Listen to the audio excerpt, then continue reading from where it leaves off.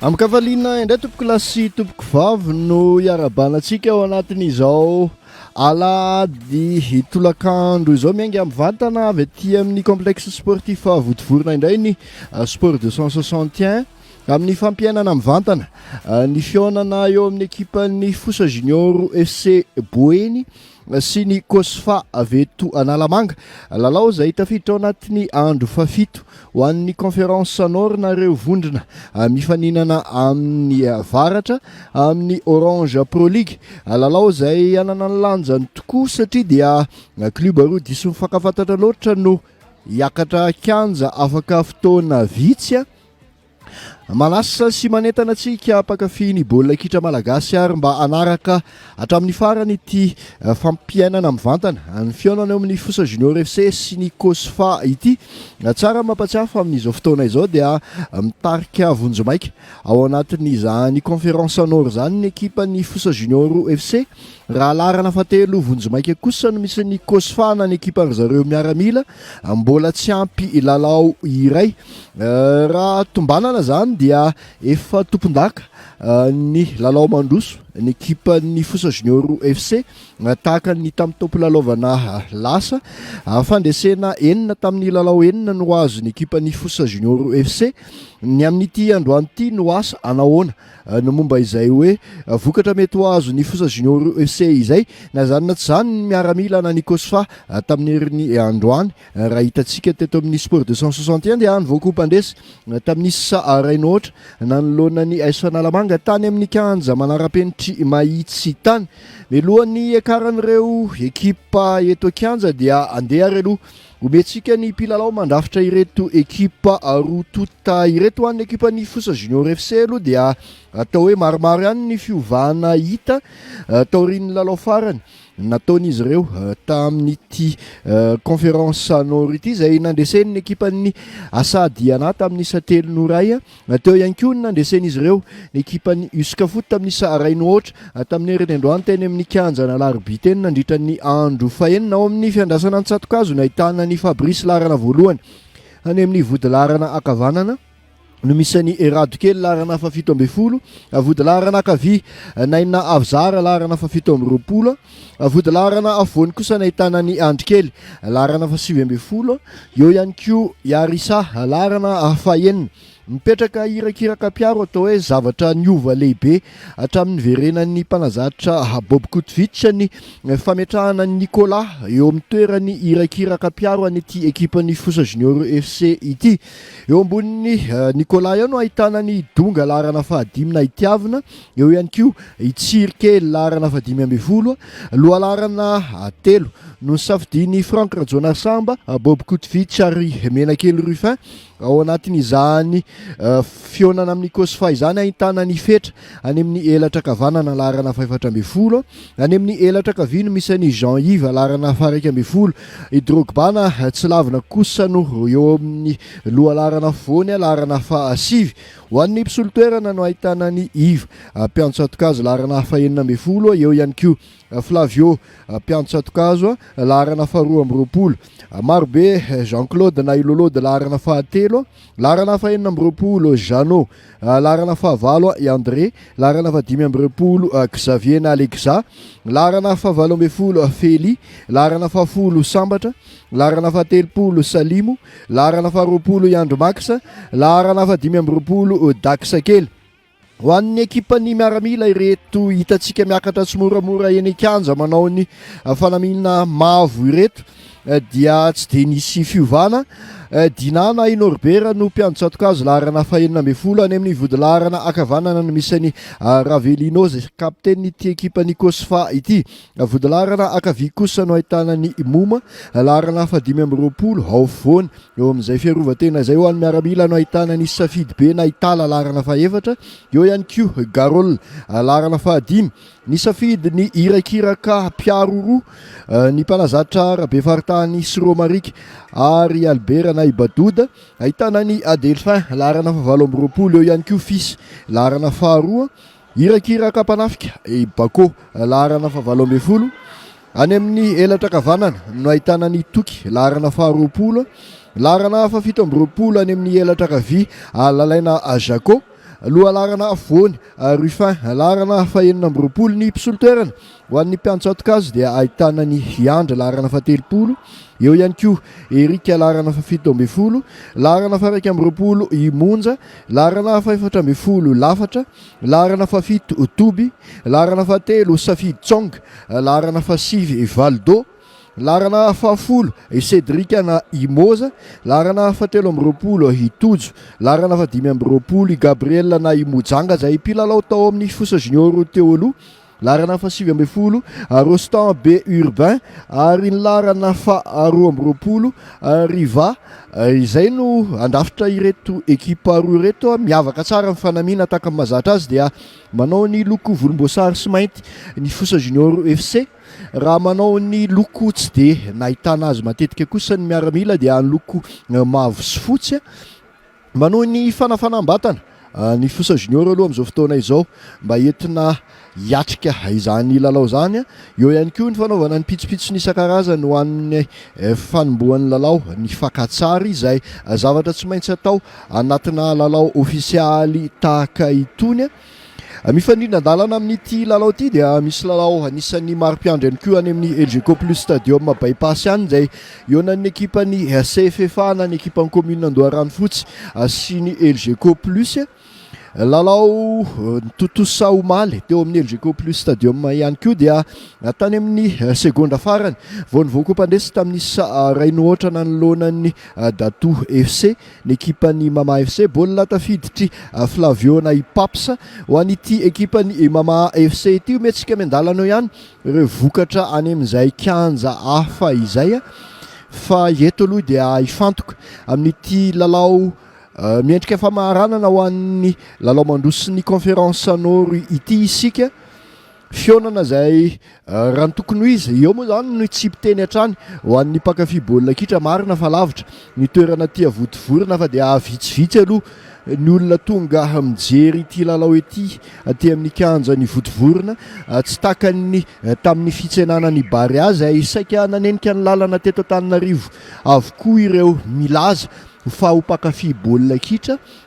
eto aloha dia ireo zay taina mpakafy tanteraka sy mifanakaiky amin'ireto mpilalao ireto no tonga mijery ety amin'ny complexe sportif votivorona. Tsy azo adinoana nefa fa amin'ireo mpilalao miakatra eo ambony kianja ireo dia maro ihany nefa nandrafitra izany ekipa pirenena malagasy izany sy ny aro ny loko pirenena izay mila toanana satria nivoaka avy amin'izao fifaninanana nasionaly izao na ahafahana ny tsonga sy ny tily ireo mpilalao andrafitra ny bary any Madagascar fa tsy tonga ho azy izany fitiliana izany ny ekipa ny FOSA junior FC no hita mimakomana andakany baolina voalohany amin'ny alalan'ny Drogba. Manao ny hika fanaony mahazatra koa ny COSFA izay mafaly mipanohana azy ireo amin'izao fotoana izao. COSFA amin'ny feo entitra amin'ny miaramila mametraka faraparany ny toromarika isitraka izay hitantana ity lalao ity. Eo ihany koa Eric mpitsara mpanampy voalohany miampy ny Gabriel, Ertina no mpitsara faefatra, Razafa Mandimby Joël Patrick no commissaire au match ao anatin'ity lalao ity. Lasany lalao ary aloha ny FOSA junior no mandaka amin'ny baolina voalohany mamelatra aty amin'ny sisiny akavia miezaka amin'ny sarika aloha avy hatrany dia mazava ny any miaramila vao manomboka ny lalao bloc mi hauteur na bloc médian no apetraky ny miaramila fa tsy andeha anao pressing any ambony tahaka ny mazatra azy. Mikisaka tsy moramora anatin'ny glissement Nicolas apakatra tsy moramora ry amin'ny ely elatra kavanana ry mameany radokely azony momba nefa ny baolina momba miezaka mamakivaky dia manome ry amin'ny sisiny ary ho aniza tsisy fahadisoana ny mpitsara fa dia mitsangana ianao ry toky. Nicolas misaotilinina dia mandeha mitady ny Drogba zay mbena ny Garola akaiky tokoa. Alina tanteraka ny fifandraisana eto amin'ireto mpilalao roa ireto tsy izay izany fa i Garola sy Drogba. Garola zay voasafidy ho mpilalao mendrika nandritra ny fionana tamin'ny AS Fanalamanga. Eo ihany koa nefa fafantatra ny fahaiza-manao ny ity lohalaran'ny FOSA junior FC ity zay mpampity baolina mendrika indrindra tamin'ny top lalaovana lasa ao aloha idonga voadonina mafimafy miantso ny mpitsabo atao hoe ao anatin'ny prizamain zany ho an'ny miaramila aloha zay zatran'izay hoe dona mafy voalohany zay takany any amin'ny fiofanana mitsirara idonga aloha idonga andrasana ny fitsaboana azy anahoana mbola afaka hanohy ny lalao ve itiavina na idonga ao anatin'izay donana azo azy izay a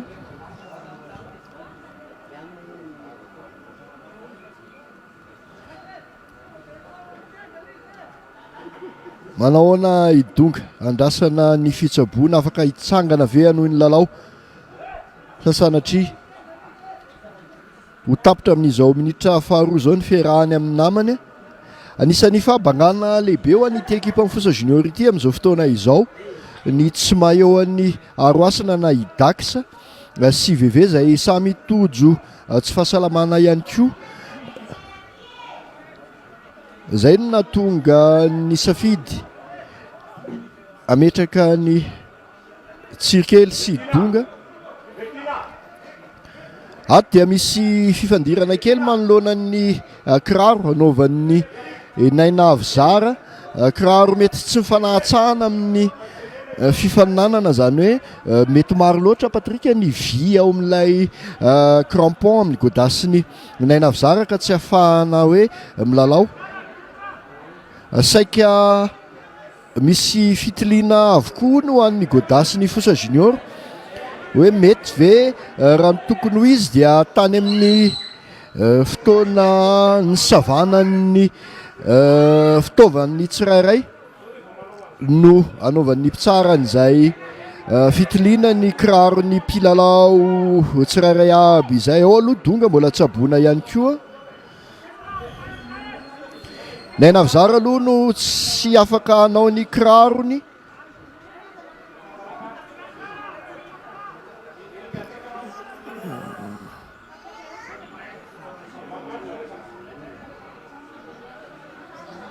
eo zany dia patrika angamba mety manana falampanazavana mahakasika an'izay hoe crampon amin'ity tokony anaovan'ny mpilalao zay patrika inona anao zamara ia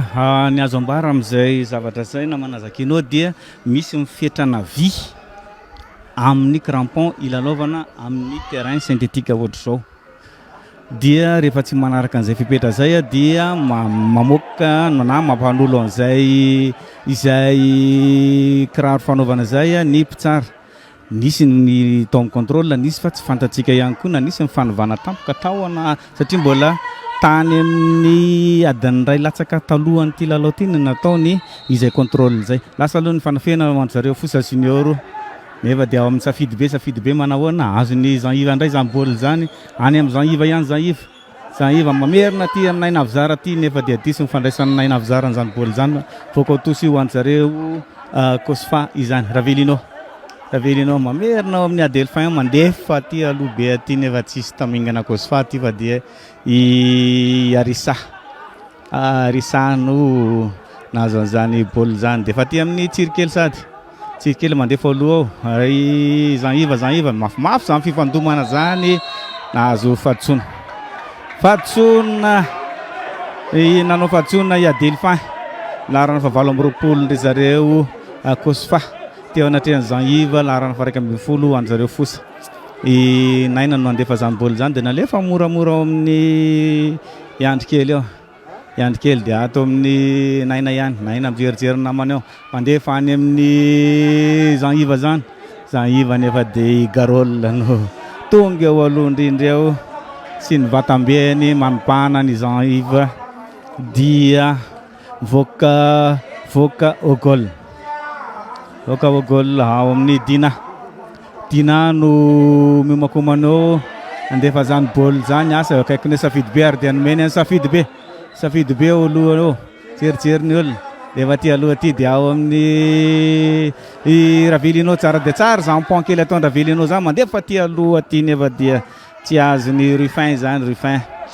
voka tosy ho an'ny zareo FOSA ihany Rufin dia nalainy zareo miaramila ndray izay avy tao amin'ny FOSA junior ihany koa i Rufin raha tsy diso no nilalao dia lasa zareo ato amin'ny miaramila ato manao fandraisana fahafa ao i Drogba teo anatrihan'ny Ravelino dia nahazo fahatsoana ry zareo miaramila. Safidy be no andaka izany baolina izany, lasa nidaka ny safidy aty amin'ny Ravelino aty. Ravelino ohatra metaky mandro mihemitra zany dia nahazo tosy ihany, tosy hoany ho andry zareo tosa inona tosy lay baolina fa dia aty amin'ny Ravelino no anipy izany tosy zany ho andry zareo COSFA. Dia ao amin'ny fisy ao amin'ny Ravelino mijerijery namany ao tsisy ninona fa dia fotovoaka ho tosy mbola andry zareo miaramila ihany, mbola i Ravelino ihany no anipy izany tosy zany. Dia ao amin'ny lalaina mandefa any aloha be ihany nefa dia amin'ny position d'orger i Rufin. Petraky Fabrice eo amin'ny lay faritra na tratra ny Rufin teo le baolina dia nalefa moramora aty amin'ny izy ty nefa dia mivoaka ho tosy zany, tosy ho andry zareo COSFA, tosy ho andry zareo COSFA Ravelino. Dia ao amin'ny lalaina manahoana nefa dia efa azony zareo COSFA ihany Adelphin. Ao amin'ny Ravelino nefa dia azony zareo FOSA izany any amin'ny Rufin mandefa ao amin'ny lalaina diso ny tolotra fa dia tafaverina aty amin'ny Andry mamerina tanteraka mihitsy ary amin'ny Fabrice mandefa ao amin'ny Arisa zao ndray Arisa vao niakatra kianja ndray namana zakinao nandritry ny andro maromaro zay dia tsy hita teny amin'ny kanja izy fa tao amin'ny banto ihany tsirikely andro zareo FOSA. Dia amin'ny Drogba dia tsiry mandefa maratsy zany tolotra zany nefa mbola azony Zaniva ihany. Zaniva dia mamoaka aty amin'ny naina mandefa ao aloha manahoana somary mafy loatra le tolotra fa mivoaka eo amin'ny faritry ny 10 metra sy 50 amin'ny Tsatobe ambenany Dina izany baolina izany. Jerijery namany eo Dina aiza nandefasako an'ity baolina ity. Aloha alefany aloha nozy izy fa lasa ty aloha ty mitady ny Rufin ty nefa dolohany Arisa azony lalaina mandaka mafy niakatra kely ny Tsatobe nambenany i Fabrice zany daka ny lalaina tsara dia tsara zany lalaina zako tena somary niakatra nivoaka ny faritra ihany koa Fabrice dia hitany lalaina zay le hoe intelligence nataony lalaina te fa sy niary niakatra ambony le izy dia mivoaka lasa ndray nidaka ny Fabrice lobe any Moma any amin'ny Arisa eo aloha nisy nataony toky any nefa tsia mbola azony zareo COSFA aty aloha ty ao amin'ny Rufin mijery namany aty dia ao amin'ny daka mafy Bako niakatra any ambony ihany koa zany daka zany namana zakinao. Hita ny atao récupération na deuxième ballon dia en COSFA aloha hatreto récupération na deuxième ballon fantatry ny COSFA fa izay no atao hoe tombony be ho an'ity équipe amin'ny FOSA junior ity fa aiza namaka ny deuxième ballon. Drogba aloha dia matazo baolina hatrany dia manao fahadisoana manoloana ny Drogba tsy hakiandriandry ny baolina miezaka manafaingana ny lalao ny FOSA junior mba tsy isiany fifandonana miaramila amin'izao fotoana izao dia miezaka ny mandona io lay nylazaiko teo ny deuxième ballon dia azony mavomavo misy fahadisoana manao fahadisoana faute offensive ihany ny Drogba zany raha ny tena izy mbola tsy efa diso Nicolas dia nataony sitraka tsara ny avantage baolina ambony tsisy tompony zay hatrany dia manao fahadisoana ilalaina Jaco zay atao hoe zatra n'ity kianja ity raha ho an'ny mpilalao rehetra eo amin'ity eo ambony kianja no izy nilalao nandritra ny taona maro tao anatin'ny ekipa Niknapsa Sport teto amin'ity kianja ity no nampisongadina ny lalaina Jaco tao anatin'izany ekipa Niknapsa Sport izany nanaporofo izany ny atao hoe baolina azony voalohany teo zay tokony ho voatsindry ihany noho ny fifezany an'ity kanja ty efa elaela ihany koa nefa tsy nilalao tao amin'izany kanja ny votovorona izany ilalaina Drogba miezaka mitazo baolina raisaray amin'ny garolina i Drogba dia midécroche manolotra ho an'ny donga ao anatin'ny intervalle dia tsy voatonga tany amin'ny Jean-Yves ilay baolina iandrikely naina vizara dia ao amin'ny Nicolas miezaka mamelona ny kitikitika madinidinika ny Fosa Junior Jean-Yves misy intervalle dia isafidy be no miamby a Jean-Yves ao dia mandrotsaka voalohany izy dia any ambony tsy valamby tsara ilay fahatongavany rado ary amin'ny côté tsia ifetra ny tonga any amin'ny tsatoby faharoa iny tsy mailo ihany garolina sy moma tsy mahita ny olona avy any ambadika atao hoe lesona voalohany averina trano zay ho an'ny vodilarana any amin'ny sisiny hoe hitako ny olona mandaka baolina ary hitako ihany koa ny olona any ambadika satria tsy miditra azy ao anaty arato io baolina io raha tsy misy mandona ny koropaka ifetra fa raha tsy zany dia baolina voalohany ho an'ny fosiny nitovy zay nisan'ny baolina nanantanina ankoatra n'ilay daka nataony Bako zay hoe tombony ho an'ny COSFA teo ihany koa ny any lalaina naina vizara somary diso ny fandraisam-baolina lay atao hoe fifantohana ny fifantohana taorin'ilay fivoahana teo amin'ny fijerenan'ny crampon na ny godasy no hita hoe tsy nampitombona ny fifantohana ho an'ny ity mpilalao vodilarana ankavian'ny Bariany Madagascar sady milalao Fosa Junior ity Yarissa mamean'ny radokely dia miverina manao tolotra mamaky ny sakany kanja na passe latérale amin'izao fotoan'izao ny Fosa Junior entina mahana an'ity bloc ity na izany na zany dia tsara ihany koa zany fitsorahana ataony tsirikely zany fa mbola safidy be no tonga voalohany manao fadisoana nanao tongotra ambony ny ohatran'ny nety itsire inorberana i Dina no miteny miakatra raha ilay fihetsika nataony Dina aloha dia ivoaka sisiny baolina laza ny daka ny Dina any ampelantanan'ny Fabrice Ruffin no ezahana mpiazakazahana Ruffin zay mpilalao tao amin'ny SADMA tsy hitahita nisy fotoana naika ilalao tao amin'ny Fosa Junior efa ao anatin'ny folo anday no misy any Ruffin mizao fotoana izao zay sady mpilalao tao anatin'ny ekipa pirenena malagasy taranja beach soccer ity lohalarany COSFA amin'izao fotoana izao ity maromaro ihany ireo mpilalao tanora tonga ao anatin'ny COSFA amin'izao fotoana izao deuxième ballon aloha azoniza mamitaka dia misy fadisoana manao fadisoana manoloana ny lalaina Jaco ny irakiraky ny Fosa Junior baolina tsara petraka eo amin'ny atao hoe 5 metatra miala ny tsatoby ambena ny Fabrice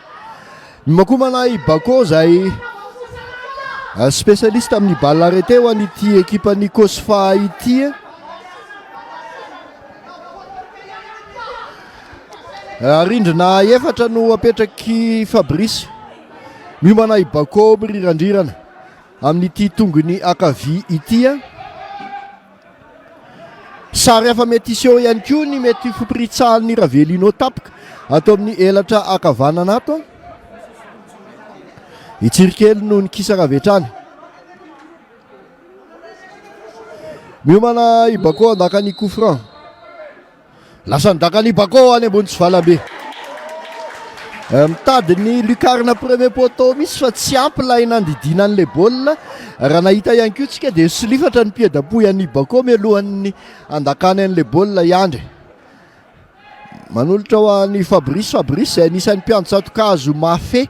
ny lalao amin'ny tongotra na ny jeu au pied izay moa ny mpilalao ny mpiantsatokazo moderna amin'izao fotoana izao diso ny famerenam-baolina nataony radikely Soiany fa hainy no nandray izany baolina zany dia diso ihany koa famoam-baolina nataony Nicolas nisany adaptation ngeza indrindra hoy aho teo tamin'ity taopilalaova iny lay coup franc dakany Bako teo tsy voadidy tsara i Fabrice ihany koa ny tanany na dia foy ary dia tonga ary amin'ny lucarne ary amin'ny zoro sy 10 degré ary mihitsy ny tanany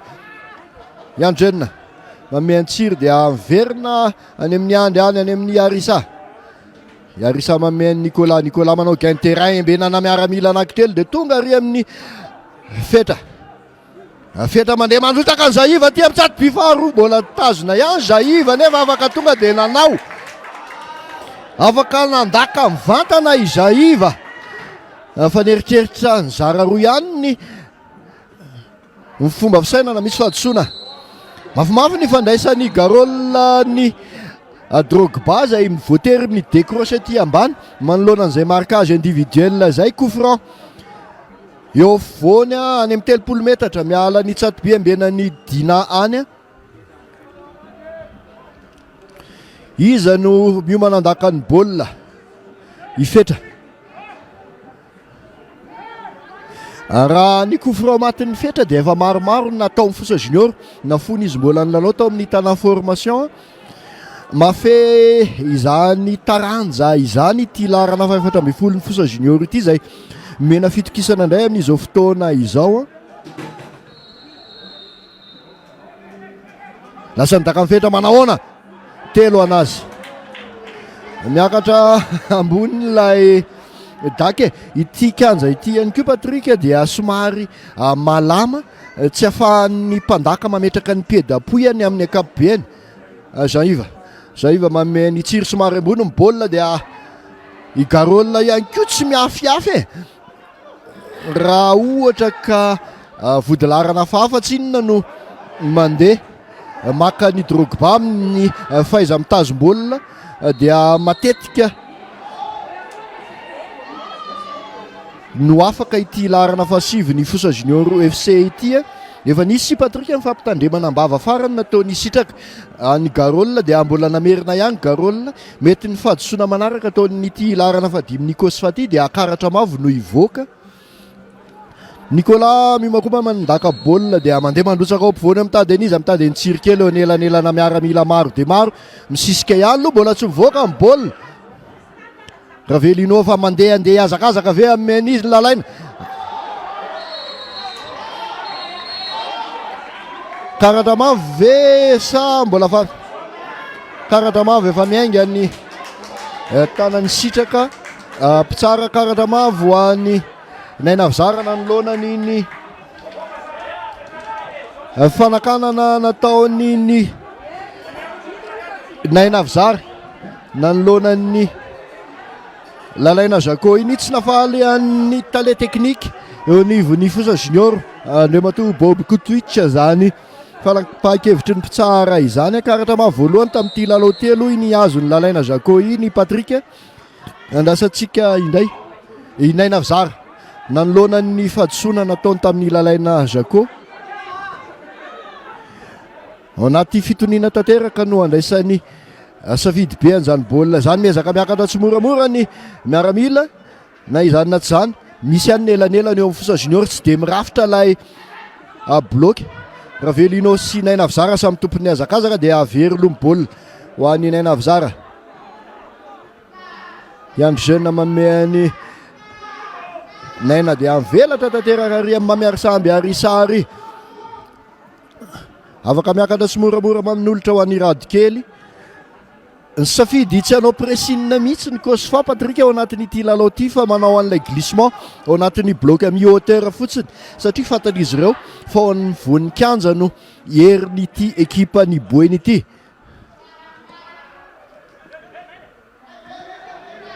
mamezivezy ny baolina ny FOSA junior manao gain terrain dia midécroche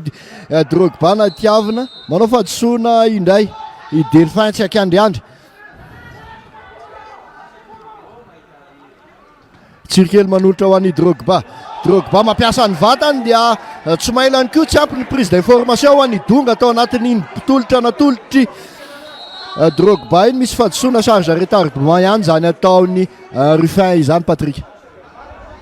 somary mafapana anatin'ny fifandonana eo amin'ny andanina eo amin'ny akilany amin'ity baolina ty nahazo fahadisoana ry zareo fosa satria eo am-pandakanana ny baolina i Andry no nisy kaly be mihitsy ny Andry tsara le fair play nataony Ruffin sy Andry kely atorinato satria dia fandray tanana tsara nalefa ny Andry daingina baolina dia ary amin'ny SARY ary sa managorisa moramora ary amin'ny radorado ao amin'ny fetra fetra mijerijery namana eo dia midonga diso ny tongotra mbola tongany ihany nefa nyjamboly zany dia alefa ty aloha ty dia ato amin'ny Ruffin nefa dia tsy azony zareo fosa izam-boly zany dia ambony boly lato hoe Adelphin lohany Adelphin ao amin'ny lalaina Zako dia azony tongotra tsiry kely ihany zam-boly zany dia ao amin'ny Adelphin mandefa ty amin'ny Ravelino ihany jerijery namana eo dia ao amin'ny Adelphin mamerina ary amin'ny safidy be nefa somary blesatra i safidy nivoaka ho tosy ho andry zareo fosa junior nanay avy zara ihany no anipe izany tosy zany ho andry zareo fosa dia ao amin'ny Jean-Yves nefa diso ny tolotra fa dia aty amin'ny lobeany Bako dia mbola azo ny tsiry mamelatra atao amin'ny naina ihany mimakomanao ny lehilahy dia mamerina ao amin'ny Jean-Yves aty amin'ny tsiry dia ao amin'ny Jean-Yves dia ato amin'ny naina dia ao amin'ny tsiry diso fandraisam-baolina nataony tsiry fa azony zareo COSFA zany aty amin'ny Ruffin mamerina ao amin'ny ao amin'ny larina fa 7 izy teo dia tsy dia aty amin'ny Ravelino lobean'ny naina mamoaka izany baoly zany ho tosy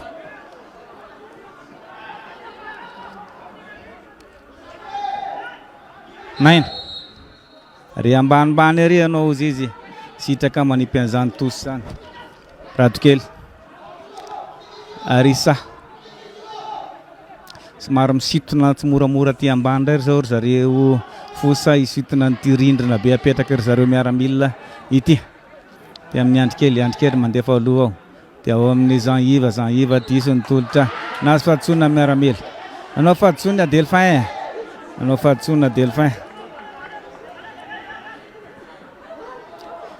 dia amin'ny naina mandatsaka ao ampovoany hoe tsara dia tsara manahoana nefa dia miaramila anankiroa safidy sy moma no teo anelany no napiditra anelany amin'ny fetra teo any ampelantanany Dina mandefa ty aloha ty dia atao amin'ny donga Nicolas ihany dia ao amin'ny ratsy zany fandraisam-baolina atao amin'ny fandraisana natao moma ny Drogba zany manahoana natsony moa i moma teo natsony moma nahazo karatra i moma raha fahitako azy eto larana fa 5 ho andry zareo COSFA eo amin'ny minitra 7 nahazo moma ratsy ihany ny fandraisana natao moma ho an'ny Drogba teo iny raha nisan'ny karatra mafy dia raisiray zany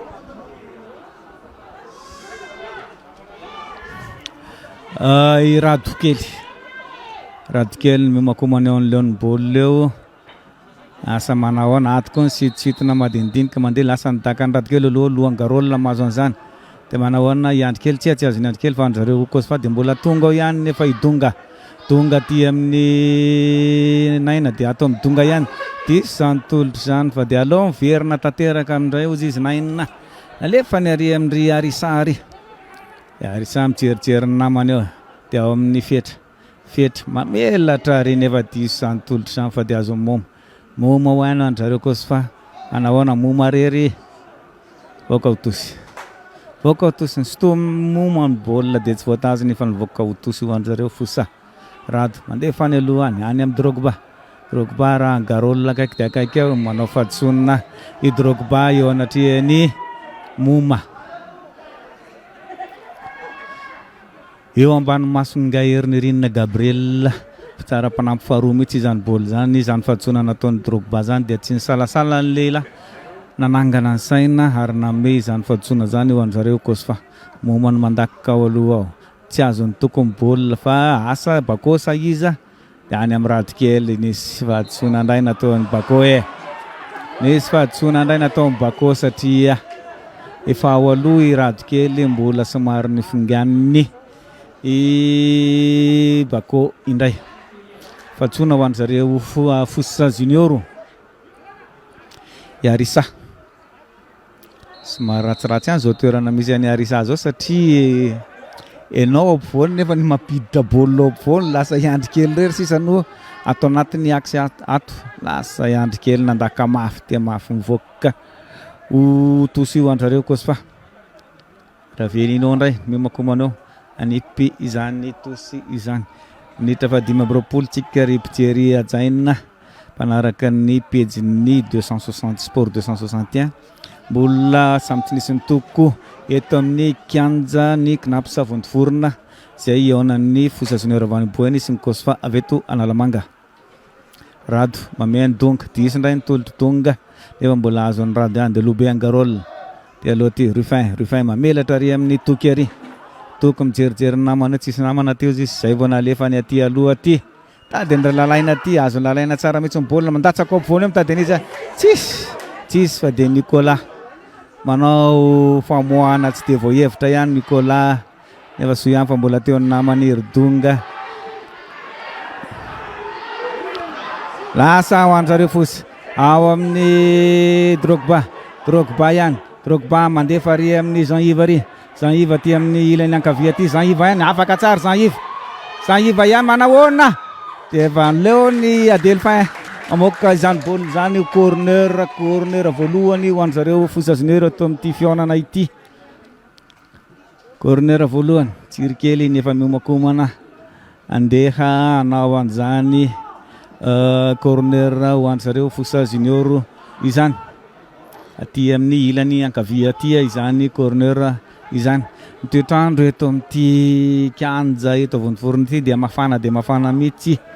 amin'izao fotoana iresantsika izao lasa nidaka ny tsiry corner manahoana misy inona ato rasa aloha fa somary misy zavatra fahafa ato anaty kianja ato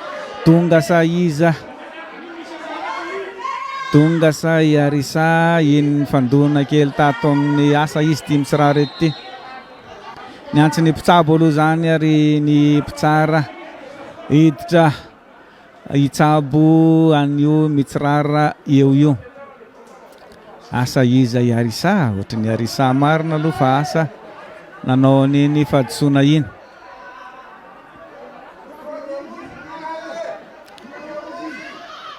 asa nahoana izany zavatra hitangapy tsara zany larana fahaenina ho an'ny FOSA junior nahazo karatra mavo teo minitra fahavalo amby roapolo eo amin'ny minitra fahavalo amby roapolo izany karatra mavo azony arisa izany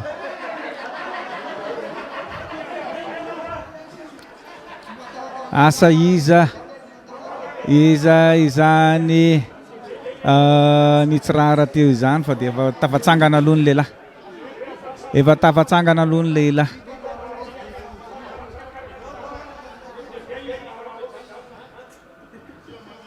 ary de mbola jerena ihany ary mbola jeren'ny mpitsabo ihany izy i Adelphin io asa manahoana mafimafy ilay fifandonana nahazo ny Adelphin teo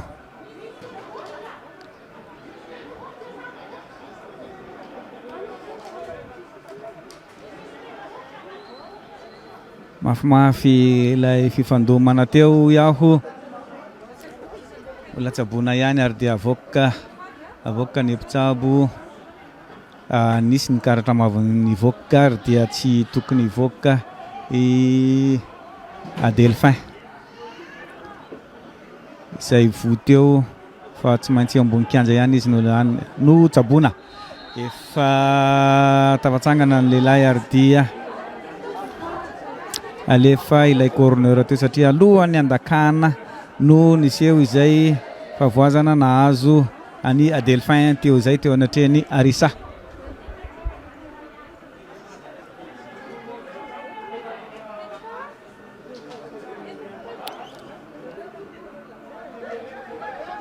mako manao tsirikely lasa ny corner ny tsirikely any amin'iza lohany donga nisy ohatrany somary daka ihany nataony donga tao nisy somary daka nataony donga ary dia rozy avy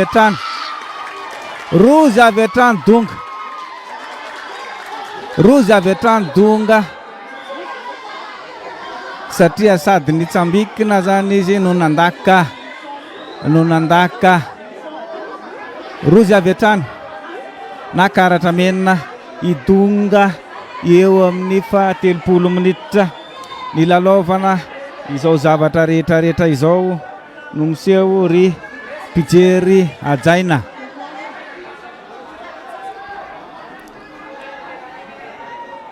Misy ny somary fitangorongoronanao, misy ny fitangorongoronanao eo satria asa tsy manaiky an'izay fanapahan-kevitra izay ve tsy zareo FOSA satria io fa efa nanomboka ny sava izany fitangorana izany teo anatrehan'izao lalao izao mivoaka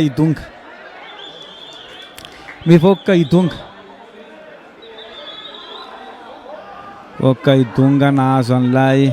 karatra mavo teo dia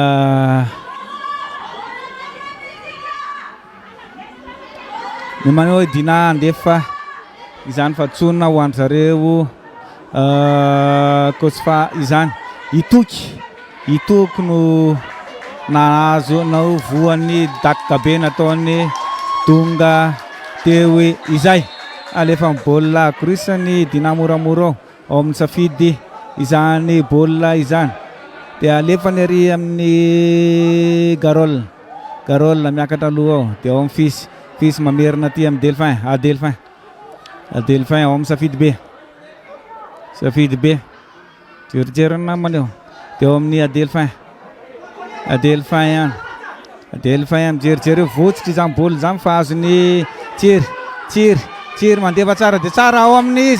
Zaiva manahoana mbola nisy tanana laingo tanany dina no mamoaka izany baolina izany corner faharoa ho an'ny zareo FOSA junior lasa ihany cornerany tsiry mandaka any alohany iza Yarisa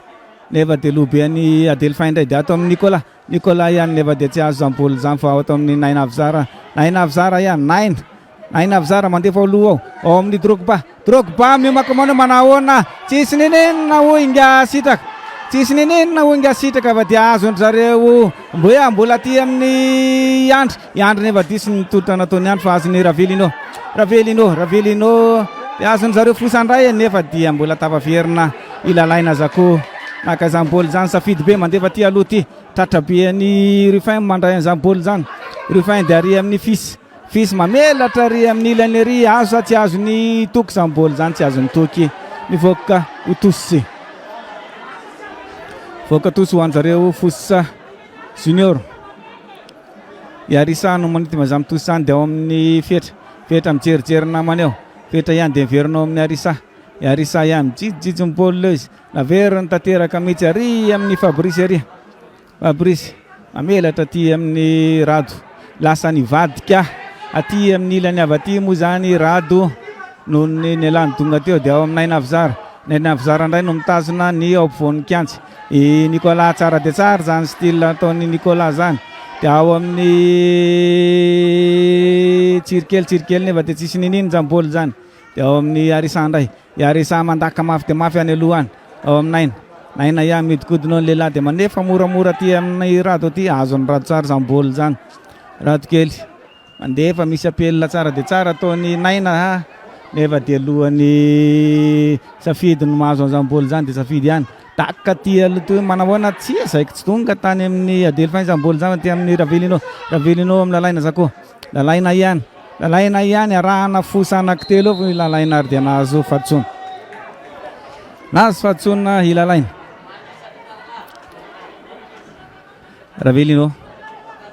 Ravelino mamelatra tanteraka ary amin'ny Carole dia mameo aloha mitadiny izy mitadiny Rufin nefa dia Yarisa no mbana eo mba azahoany zareo tosy an'izany baolina izany minitra fahadimy amin'ny telopolo tsika repijery zay na mbola ohatrany iny ilay baolina teo izany miverina teny ratsy zany tolotra zany dia efa hoany zareo fosa ihany tsy mbola azony rery adely fin dia ao amin'ny fisy mandeha foloha ao teso ny fandomana nataony fisy teo anatrehany Drogba teo dia efa nahazo fahatsonina ry zareo fosa junior aty amin'ny Radokely Rado dia ao aloha ao amin'ny Jean-Yves ihany jerijery ny namany eo Jean-Yves ihany mandeha foanany efa dia tsy tonga izany fa dia mbola nidona amin'ny zareo COSFA disy koa ny tolotra nataony Nicolato Ravelino mamerina ny arina be any lobe any andro mahazo an'izany iandro mamerina aty amin'ny Arisa aty Arisa ihany manahoana alaoviny Arisa dia ao amin'ny fetra dia ao amin'ny Arisa ihany dia efa any aloha mitadiniza tsisy tamingana fosany efa ny any aloha any fa dia lamma mihitsy Karolina maka an'izany boly zany dia alefa ny atao amin'ny safidy indray safidy be mamelatra ry amin'ny Karolina mandaka aty aloha aty mitadiniza ao amin'ny fisy ihany lasa ry Momary mbola azony défense piany Arisa izany boly zany voaka tosy ho andry zareo COSFA miezaka mampiasa ny intervalle ny miaramila no izay hoe tsy fahampiana ho amin'ny Fosa junior izay Ravelino mandrotsaka tsara tere zany dia alohany iza lohany Ruffin atao hoe fiverenana mety ny an'ny Ruffin izay nisan'ny hoe mpilalao mahay mampidi boly amin'ny loha na amin'ny daka bola tafiditsy natao hoe ino tira cadre voalohany tamin'ity lalao ity avy hatrany dia bola tafiditsy Ruffin larana fahenina amby roapolo tsara ihany koa aloha ilay tolotra nataony Ravelino nitarika amin'ny SARY ohatra ino ilay tolotra teo nelanelany Arisa sy andry kely mihitsy no nitsidika i Ruffin na inaoda moa no solonanarana avatarany maro an'ity lohalarana tao amin'ny Aisa de manina afatarana azy any amin'ny beach soccer ihany koa dia mpilalao an'ny ekipa Pyrénéena i Ruffin tarika amin'ny SARY ohatra miaramila aloha amin'izao fotoana izao ao anatin'izao minitra fa 7:30 izao andasana ny atao hoe valy ny ataon'ny Fosa junior hita ihany tsy fahampiana anisa amin'ity kanja somary lehibe ity dia mbola afaka ihany aloha izy toky zany miezaka manivatsiva izany Drogba reriny aty aloha aty ho an'ny Fabrice dia deuxième ballon mbola amin'ny Bako ihany Bako izay mamelatra ry amin'ny Momary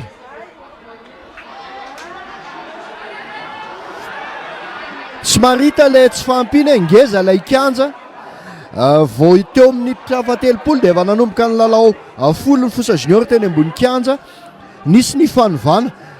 tao ampovoan'ny kanja naverina indray Radokely lasa ao amin'ny toerany irakiraka zany zao tsirikely Nicolas dia manary boly Bako sy nitokitra kavy dia mandilika ihany koa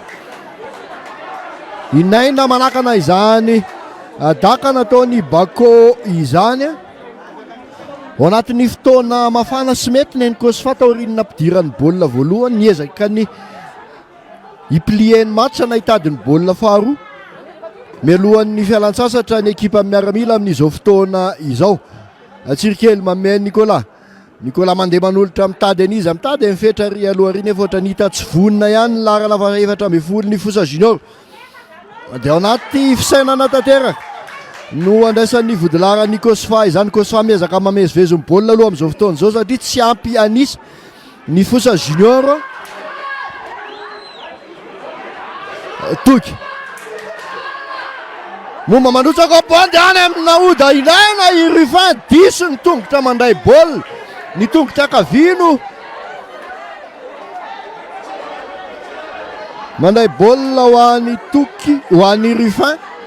izay hoe raha mipetraka ny tongotra kavanana no afaka nametraka ny boly iny tsaratsara kokoa Jean-Yves miezaka mandray bola dia ao amin'tsiry amin'ny deuxième ballon mamelatra ty amin'ny Naina Avizara mafimafy kely le tolotra fa mbola azony Naina ihany miakatra tsy moramora Fosa junior mamea Jean-Yves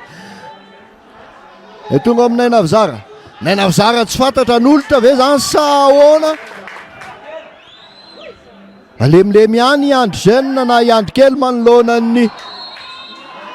manao fahadisoana indray naina zara manoloana ny lalaina Jaco izy mirahalahy reny inona itolotra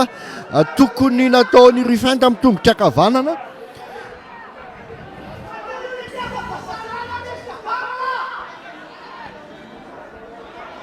efa miomana sady ny mpilalao mpisolo-toerana ao an'ny FOSA junior atao hoe changement tactique satria ao anatin'ny toerana poste clé no misy an'ny tsirikely taorian'ny fialan'ny donga ihany koa raha tsikaritrytsika dia somary tsy tafaverina tao anatin'ny lalao satria izy Roland no manao an'ny fanafiana sy fiarovatena ho an'ity ekipa FOSA junior ity tsy ao ilay mpilalao anankiray mpiara-mandrindra izany fanafiana sy fiarovatena izany ho an'ny FOSA junior maromaro ny baolina diso tamin'ny tolotra nataony tsiry manaporofo izany iny fihetsika nataony iny miela miverina ao anatin'ny lalao FOSA junior raha tsy te hidirana baolina faharoa ao anatin'izao fiafaran'ny fizara-potoana voalohany izao ny COSFA dia hita hoe manam-pikasana ny ampiditra ny baolina faharoa analtin'ity famezivezena sy fanafainganana ny lalao ity fisy manome ny Ravelino afaka i Ravelino ndray ty amin'ny elatra akavanana dia manolotra mbola ny couverture ihany aloha Yarissa voatery manala fahoany Yarissa noho izay fanafiana totoafo ataon'ny miaramila izay Ruffin miezaka mitazy baolina dia mandrotsaka corner voalohany aroan'ny COSFA tamin'ity fizara-potoana voalohany ity Ravelino ilay famoam-baolina nataony Yarissa teo tsara ilay couverture saingy ny sortie de balle nita hoe feno fikoropahana tanteraka Yarissa Bako no andaka ny corner izay milantolanto satria manana ny tombony manafatra ny tsara maika ihany ianao satria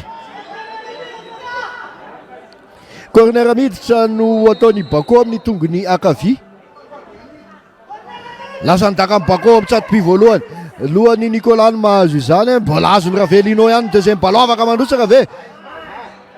izay iva mihitsy no tonga miverina i Nicolas dia misy fahadisoana ny famoam-baolina ataony Nicolas hiavitra dia somary tsy dia aingana ahafahana mamelona an'ireo loha laharana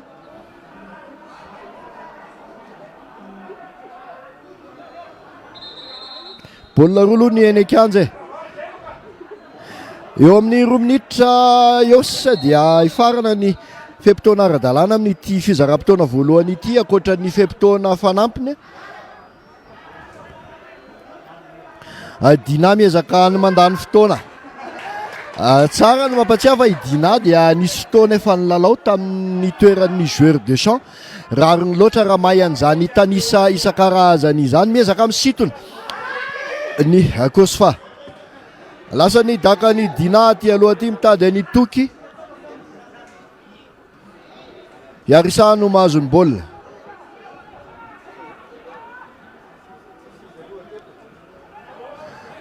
tsipito satripiny rado mitady ny fetra izay somary hita miafiafy any taorian'ny dona ny sesy fanafanambatina ahafahana miditra ao anatin'ny fiverenana anaty fizara-potoana faharoa ity ataony Yandro Max sy Yandre Rafizy ity naina avy dia andeha makivaky rery naina avy zara eritreritry ny andeha amin'ny herin'ny tena manokana valim-panafiana ary aingana ho an'ny COSFA tafaverina aingana ihany koa ny FOSA junior atao anatin'ny hoe regroupement défensif any amin'ny savidy be mamehany fisy remise direct dia miezaka mivoaka tsy moramora ao anatin'ilay bloc mi-hauteur ny FOSA junior ahafahana manao pressine saingy hita ihany tsy fahampiana eny ambony kianja moma manolotra ho an'ny Bako mamakivaky eo ampovoany elanelana FOSA junior anankiroa dia naiky anao ray roa aingana dia avy diso ndray fa mambolina ho an'ny Nicolas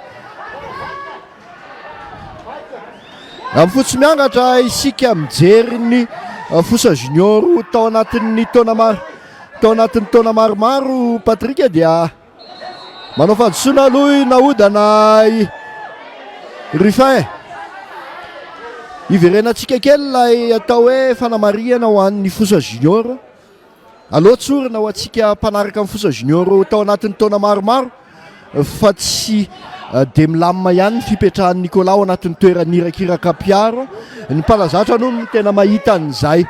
fanovana izay tao anatin'ny taona maro dia vody larana kavanana trany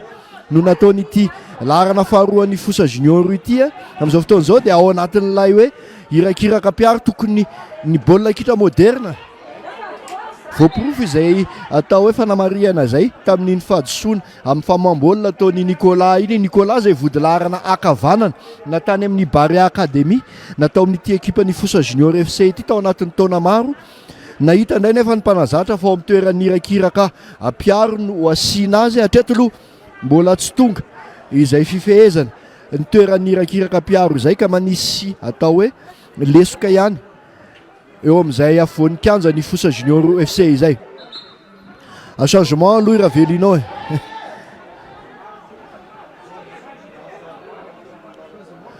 Navzara Drogba mivoaka aty amin'ny elatra akavanana misy permutation taorin'ilay hoe marquage strict ataon'ny Garol ny Drogba dia mivoaka aty amin'ny elatra akavia Drogba niditra ao ampovoany kosa Jean-Yves dia afarana tamin'izay ihany koa ny fizaram-potoana voalohany mitarika amin'ny sarainy ohatra ny COSFA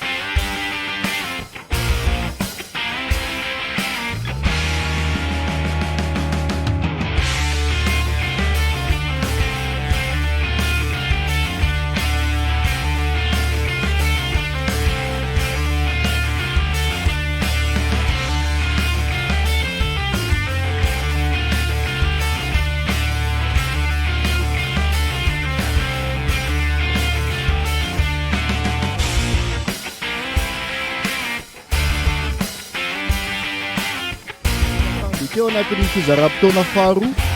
amin'ny feonan'ny FOSA Junior FC sy ny COSFA ao anatin'ny andro fafiton'ny conférence nord amin'ny fifananana Orange Pro League. Ho anao zao vao manaraka ny page sport 261 dia mitarika amin'ny saraina ohatra ny COSFA baolina tafiditry Ruffin. Misy ny fanomezan'ny mpitsara toromarika ny kapiteny Rotot taorian'ny donadona isan-karazany teo amin'izay fizara-potoana voalohany izay ka nahatonga ny karatra mena azo ny dongana itiavana laharana fahadimy ho an'ny FOSA Junior FC. Nanomboka teo minitra fahatelopolo araka izany dia amin'ny lalao folo ireto ekipa ny Boeny ireto. Nisy ny fanolovana mpilalao aloha ny FOSA Junior, ny ala i Arisa niditra i Andmax, ny ala ihany koa i Naina Avzara, niditra i André Rafiz, zany hoe ireo mpilalao efa nazo karatra mavo avokoa no nasorony mpanazatra mba isorohana ny mety isin'ny karatra mavo faharoa ka azonany karatra mena ny COSFA aloha no mandeha mandrindra ny fanafihana voalohany amin'ny alalan'ny Bako mameny toky zay aty ambany aty raha iro tsara tare dia mitsofoka anaty intervalle tsisy manakana dia mbola itoky ihany raha afaka mbola mandaka dia daka ny toky dia ino ny baolina faharoa. Mbola tsy fota amin'ny toromasony tsara ny FOSA Junior FC. Toky namakivaky nanomboka taty amin'ny 5 metatra, tsisy nanakana ny irakiraka ho an'ny FOSA Junior. Daka amiraika ary amin'ny tsato by faharoa izay nanahirana ny Fabrice no naka azy.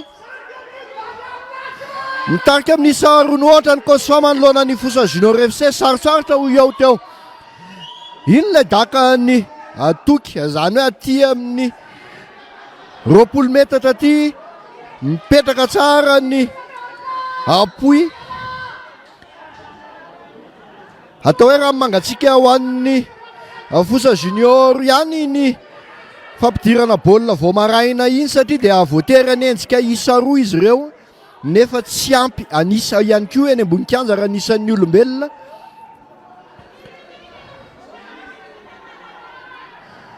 Fabrice lazandaka Fabrice mitady an'izy aty aloha, aty mitady any Drogba mbola alohan'ny Garol mazo an'izany. Tsy mbola ankoso masokory ny FOSA Junior dia efa maty ny toky ilay baolina. Fiverenana ao anatin'ny lalao no tsy ampy ny fifatohana ho an'ny FOSA Junior tao anatin'iny baolina maty ny toky iny na zany na tsy zany. Tsara ihany koa aloha ilay baolina maty, efa misy position d'hors-jeu vasa tsisy, zay vao manangana ny mpitsara amin'ny position d'hors-jeu i Ruffin loha laharan'ny FOSA Junior FC. Miverina manao an'ilay rindran-damina vody laharana telo ny FOSA Junior amin'izao fotoana izao. I Andmax, i Rado miaraka amin'ny Iandry kely. Drogba dia anolohany Garol trano no mahazo izany baolina zany, tsisy ninino mpitsara fa dia Ruffin manao contrôle orienté, tsy mirafitra ilay vody laharana telo zay no fahitanan'ny FOSA Junior amin'izao fotoana izao. Any ka sahirana i André Rafiz miezaka mitazo baolina miodikodinao dia amin'ilay fomba fanaony mazatra zay vao mandeha manolotra nefa tara loatra itoky mameny fisy dia miendrika sibara ihany zany any Drogba zany. Raha any amin'ny taranja karate sy judo dia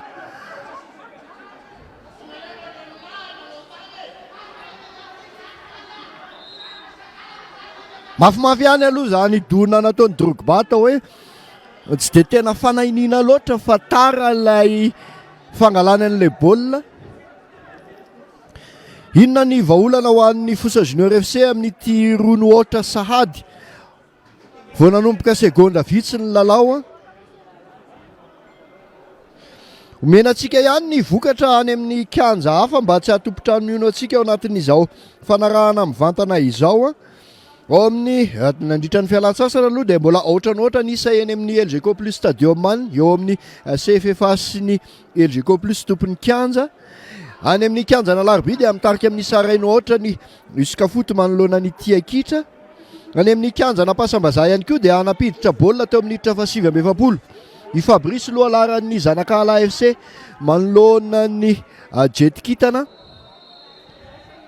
Lasa Louis-Garol mitady ny Moma ty dia mivantana ny fanomezana ray roa. Mahita n'ilay fabangana amin'ilay fipetrahana amin'ny vodilarana telo. Ny COSFA ka miezaka manao an'ilay baolina any amin'ny sisiny Drogba. Dia diso indray tolotra nataony André Rafis so ihany fa tavaverina Tsirikely embenana COSFA maromaro. Iandrikely mandeha manolotra ho an'ny Jean-Yves izay lasa ty ambanimbany kokoa satria dia mitangorona ny mavomavo André Rafis. André Rafis ohatrany tsy ampy conviction raha zay mbo tonga ihany nefa ilay tolotra manolotra ao ampovoany ao ho an'ny Tsirikely dia iza misy zavatra amin'ny tagna mbola manolotra ihany zay vao takany eo amin'ny André Rafis eo amin'ny point de pénalty gardien de but efa mivoaka mbola tsy mandaka fa misafidy ny anolotra. Zay vao miverina ambony kianja ifisy corner avatelo an'ny FOSA Junior. Lasa nidaka ny fetra mitady ny lohany izy dia lohany Ida Delphin mahazo an'izany valim-panafihana ro an'ny COSFA amin'ny alalany toky indray. Daingana be fivoahana ho an'ny Tsiry. Nicolas Anderer dia manolotra ao ampovoany sy tonga i Drogba haka izany baolina izany satria tsy nieritreretiny izay ny zavatra misy. In'ilay baolina teo miverina deuxième ballon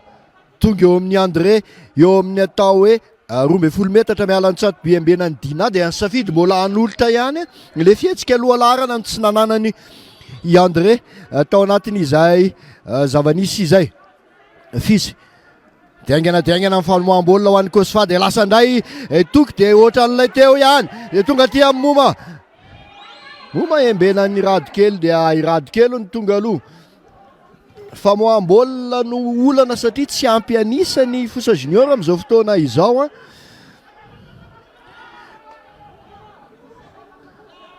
Tosy lavitra ty dia fisy no manakana izany. Tsy tonga ty amin'ny Drogba miparitaka tanteraka ny fipetraky ny mpilalao eny ambony kianja ho an'ny FOSA Junior amin'izao fotoana izao. Na famam-baolina ary dia diso tanteraka tamin'ny top lalaovana roa lasa no resin'ny COSFA ny FOSA Junior. Tamin'ny top lalaovana lasa dia nivoaka mpandresy ny FOSA Junior nanoloana ny COSFA teto amin'ity kianja ity. Andasana ny fiovana Patrika ho an'ny FOSA Junior efa hita manafanavantana isambatra eny aloha eny. Ia eo ihany koa i Fili manafana ny vatany ery amin'ny jorony ery reny ihany koa ny endry zareo COSFA lasa ihany koa nanao an'izany fanafanam-batana izany taka be any Dina ty aloha ty mitady ny Rufin ty nefa dia lobe any Andro Max nazo an'izany dia mbola andry zareo COSFA Ravelino dia ao amin'ny Adelphin mandefa any amin'ny Ravelino indray. Ravelino efa tsy azo ny baolina asa mafy loatra ve sananahoana fa dia tosy ho andry zareo COSFA Iandrikely no anipy an'izany tosy izany lasa nitsipy ny andry diso nefa izany fa dia Ravelino mahazo an'izany dia amin'ny Delphin mandeha aty amin'ny fisy aty diso ny tolotra fa azo ny Tsiry mandefa aty aloha aty mitady ny Drogba nefa dia mbola alohan'ny Delphin mahazo an'izany baolina izany. Dia lohany Nicolas indray Nicolas atao fetra any amin'ny André Rafis diso izany tolotra rehetrarehetra izany fa mosima mbola andry zareo FOSA ihany fetra mamerina tanteraka atao amin'ny Radikely mandefa aty amin'ny Drogba nefa dia milama misy Karol makan'izany baolina izany toky Bako dia any amin'ny toky ihany manahoana fatsona ho andry zareo COSFA toky izany vao fingana be tao aloha tao izany tsangana ihany leilana izany naty izany ary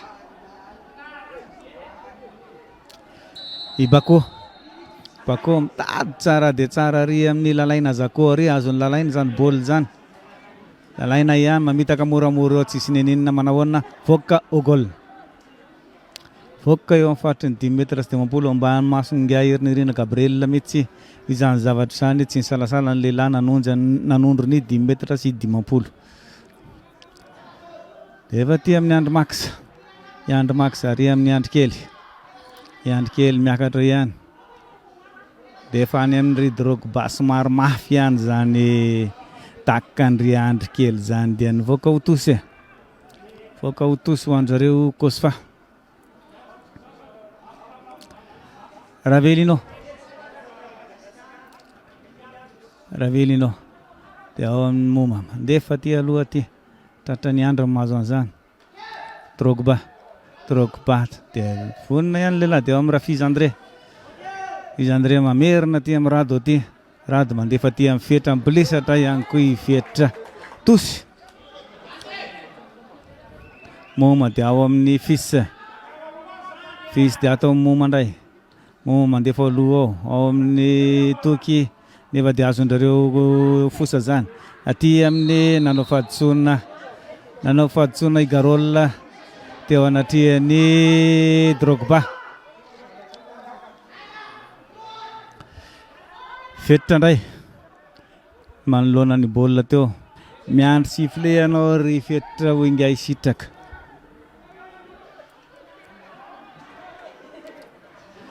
Akomanay ny lehilahy mametraka ny rindrina hisitraka.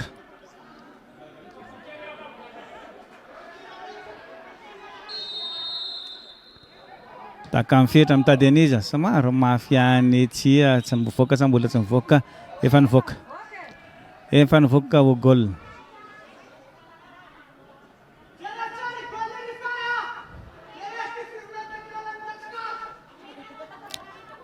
Petraka tina bola somary nidinidina ambanimbany kely ny fifandonana natao amin'ity fanombohan'ny fizaram-potoana voalohany ity. Faharoa ity tsy ohatra ny tamin'ilay fizaram-potoana voalohany teo. Ratsiratsy azy zany famoaham-baolina nataony zareo COSFA zany. Garol nisy tsara dia tsara zany anticipation nataony Drogba idina dia any ampelantanany tina ny baolina. Somary tara kely Drogba dia nanararoatra an'izay fahatarana zay idina dia azony any ampelantanany izany baolina zany. Ataony rufin mitaditadiny namany eo any amin'izy. Mamelatra tsara dia tsara ry amin'ny Ravelinao mandefa ampovoany eo. Saika namonteny Andro Max tamin'iny baolina iny fa dia corner ho anjareo COSFA. Asa izy indray Bako taorinan'ilay fadisonina saika niteraka baolina maty ho anjareo FOSA teo dia contre-attaque valim-panafiana tsara dia tsara nataony zareo teo. Kanjo mbola teo ihany aloha i Andro Max nanoana an'ilay baolina saika ny fanitsiny tsatobinambenan'ny Fabrice izany baolina zany fa nilana kely dia corner. Bako ao amin'ny Ravelinao dia mamerinao amin'ny Bako mandatsaka aty ampovoany aty lohan'ny Andro Max mamoaka an'izany baolina zany dia Adelphin tsara dia tsara zany. Tahaka ny Adelphin zany nefa dia nilana kely ny tsatobinambenan'ny Fabrice ny baolina izany. Petraka Fabrice amin'ny fatriny 10 metra sy 50 izany baolina zany dia lasa ndao ho any alohany izy. Diso any koa ny fandraisam-baolina nataony André Refiza tato anahoana tosy ihany ho anjareo FOSA Junior. Rato kely mandefa aty aloha ty dia navoaka ny Moma indray ho tosy miditra ny larana fahafito. Toby ho anjareo COSFA. Miala i lalaina Zako Knapsa niova Knapsa satria tao amin'ny Knapsa taloha ihany ry zareo ireto no samy nilalao. Tsipitosy ny Rado ary amin'ny André Rafiza dia atao fetra mandatsaka ao ampovoany alobe any Garol dia tratra be amin'ny fetra indray mbola ao ampovoany eo indray nefa dia mbola Garol ihany mamoaka izany baolina zany dia aty amin'ny Toky ihany afaka tsoma tsara misy Toky mbola azony Rafiz André mijerijery ny namany eo manahoana fahatsona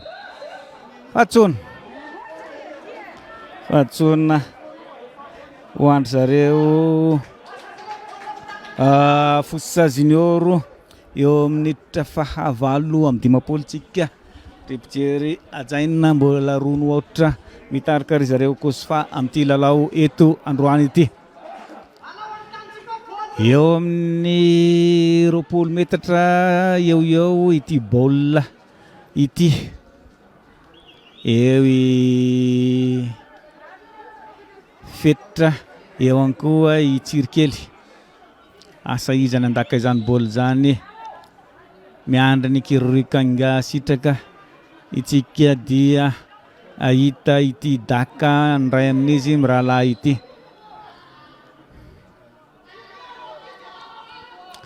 Ameny toromarika madinidinika sitraka, elona ny kirorika. Daka ny tsirikely manahoana niakatra kely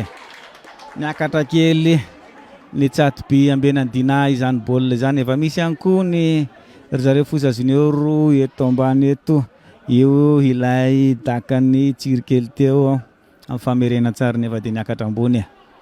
Ravelindreo anahoana obstruction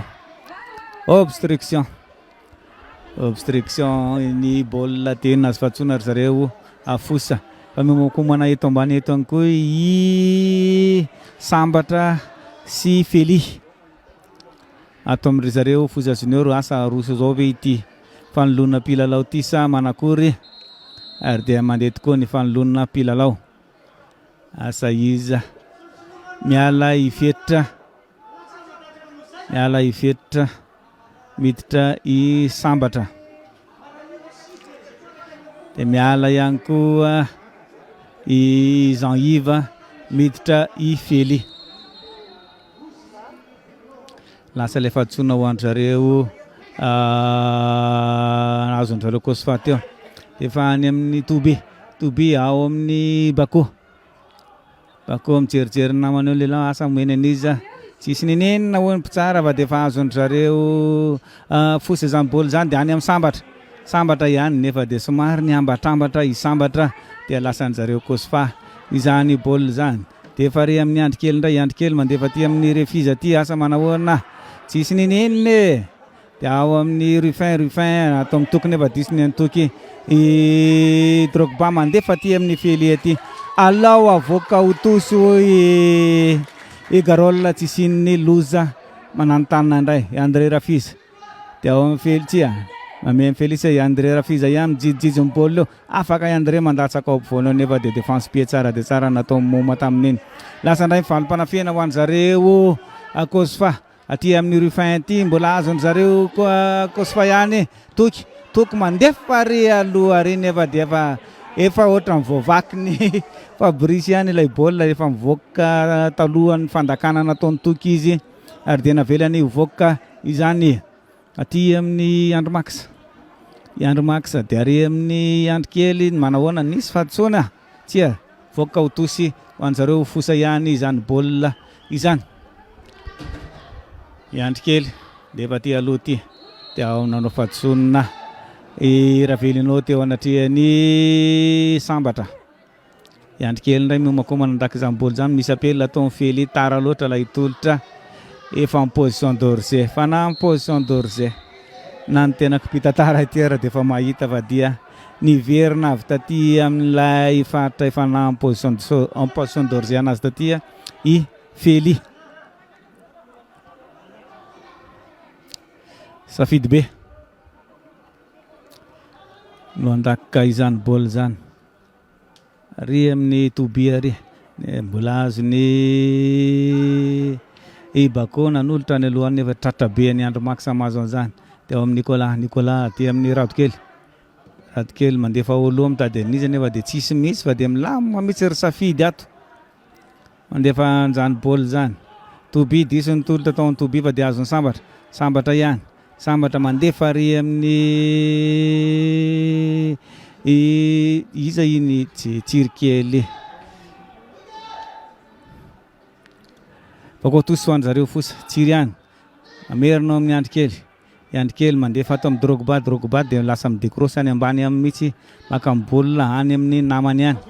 Nicolas Drogba diso ny tolotra, mbola azony Nicolas ihany zany baoly izany dia ary amin'ny andrikely ary manahoana mbola tsy mivoaka hoy ny mpitsara anjorony dia ary amin'ny tsiritsiry ao amin'ny sambatra ihany manahoana nefa dia azony Garol. Diso ihany koa ny tolotra nataony Garol ho amin'ny Bako fa dia tena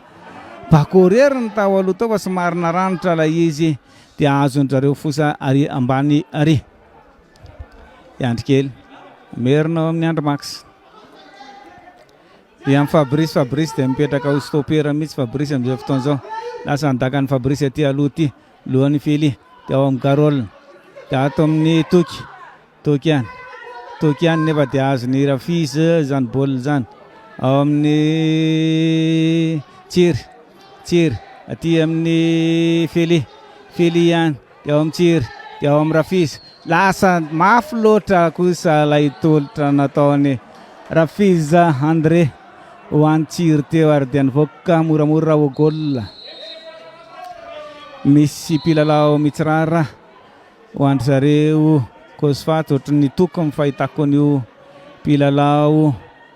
mitsirara ho andry zareo COSFA io asa nisy fandonana ve sananahoana na manazakino.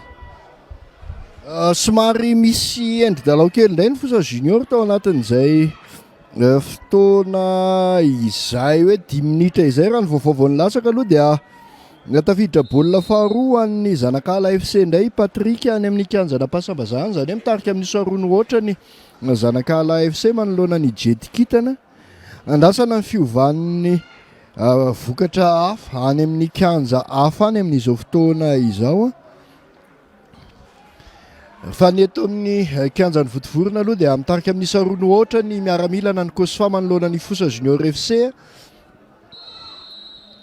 Atao efa nozongozonana ny larana voalohany ao anatin'ny vondrana misy azy no ataon'ny COSFA amin'izao fotoana izao. Mbola mitady an'ilay vahaolana anenana ny elanelanisany FOSA junior miakatra tsy moramora ny kianja hoy aho teo somary lehibe fa tsy mitovy amin'ny kianja syntetika mazatra zany zao misy tsy fakazahoana deuxième ballon dia adaka karaha miezaka mamoaka amin'ny baolina tahaka ny famaky amin'ny didy famaky nitolotra farany hatrany ny diso ho an'ny FOSA junior na ho an'ny Tsirikely na ho an'ny André Rafiz izay atao hoe avokavoky ny famoaham-baolina ho an'ity ekipan'ny FOSA junior ity. Efa misy fanoloana mpilalao telo hita roa ny tena marina miomakomana ho an'ny COSFA tavaverina ambony kianja aloha itoky tao rin'ny ratra nazo azy lasa aloha ny daka ny Ravelino manome avy hatrany ny toky aty amin'ny elatra kavia aty toky ambena ny rado kely dia mbola sy tavaverina tsara ao anatin'ny lalao itoky somary reraka ihany fanoloana mpilalao roa avy hatrany hoy aho teo no ataon'ny miaramila Itody sy Eric na Ilala no hita miomakomana. Ruffin no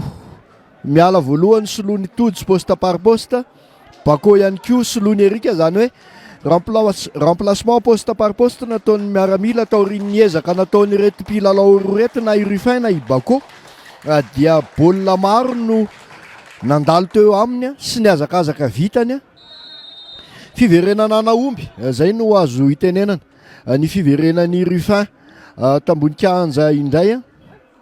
lasa ndaka moma mamadika tanteraka ary amin'ny Toby ary zay zokiny la mbola nandrilika ihany nefa i Fabrice deuxième ballon tonga ao amin'ny Erika verinao amin'ny lala dia mbola Erika ihany izy miralano mifampipasipasy eo Erika ihany dia any amin'ny toky indray mbola nieritreritra anao crochet intérieur afarany fa tsy nandaka tamin'ny tongotra kavia. Fely miakana tsy moramora ny FOSA junior amin'ny alalan'ny Nicolas somary tsy ampy ny fiakarana ao anatin'ny fanaovana gain de terrain ho an'ny FOSA junior aingana be ihany koa ny regroupement défensif ho an'ny COSFA. Inona ny teneniko teo hoe hita ihany ny fahabangan'ireo atao hoe avokavoky ny fanafiana ho an'ny FOSA junior tahaka ny Dax Sirveve zay aingana dia aingana ny transmission rehefa tonga amina fotoana tahaka ireny. Nicolas mandeha mandrotsaka mitady ny sambatra ry amin'ny elatra akavia saingy mbola ao ihany Ravelino aloha sambatra manipy ny tosy dia mamerina ty amin'ny andro kely. Andro kely mandrotsaka mitady ny Fely ary aloha ary dia mbola nylohan'ny Garol aloha deuxième ballon mbola azony izy miverina ao amin'ny andro ihany fa dia diso ny fandraisa-baolina. Itoby no miakatra tsy moramora afaka manolotra ho any Itody kely ihany mbola Itody ihany somary be loatra ilay dribble manao faute offensive ny Evarany afaka nandaka tamin'ny tongotra ilany raha ohatra ka navita an'ilay famitahana voalohany Nicolas manao pressine ifisy manoloanan'ny Nicolas dia tsy tafavoaka ny baolina ho an'ny FOSA junior fa aingana ihany koa fivoahan'ny Ravelino. Voatery manao fahadisoana, tsisy fahadisoana hoy ny mpitsara. Tsiry mameny André Rafizy izay tsy maintsy hodikodina mazava ho azy. Efa vakina ihany ilay fomba fanaovana baolina ho an'ny André, tsy makany aloha any amin'ny sambatra embenan'ny Ravelino dia ao anatin'ny faritry ny 12 metatra fa dia tsy Erika no mahazo izany baolina izany dia mampiakatra ny vaky tanteraka ny linina ho an'ny FOSA junior, misaraka ny linina ny tsipika ho an'ny mpanafika, mitokana tanteraka ny tsipika ho an'ny vodilarana eo amin'ilay tsy fahampiana anisa no mahatonga an'izay tsy fisian'ny fivondronana izay intsony. Moma dia mijery André Rafizy kely noho izy no mifanatrika aminy dia masana izany zany tsara ihany koa couverture sy doublure nataony Irado. Ao anatin'ny heriny aloha ny COSFA amin'izao fotoana izao satria manana tombony hafa kokoa ny milalao eny ambony kianja rehefa mitarika anisa. Tojo manolotra ho an'ny Toby sy ny elatra kavanana izay nahafantarana azy teo amin'ity kianja ity, na somary mafy ihany ary ilay tolotra nataony Tojo dia tonga ihany ny baolina, tonga aty amin'ny toky embenany mivoaka aingana koa mbola tonga tavaverina ifely nanao défense pied corner fahaefatra ho an'ny miaramila ao anatin'izao lalao izao.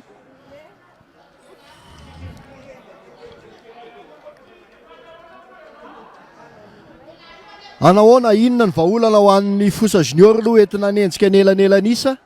Ny COSFA izay hita miakatra ihany ny tanjany na dia manana isa roa tombony ary.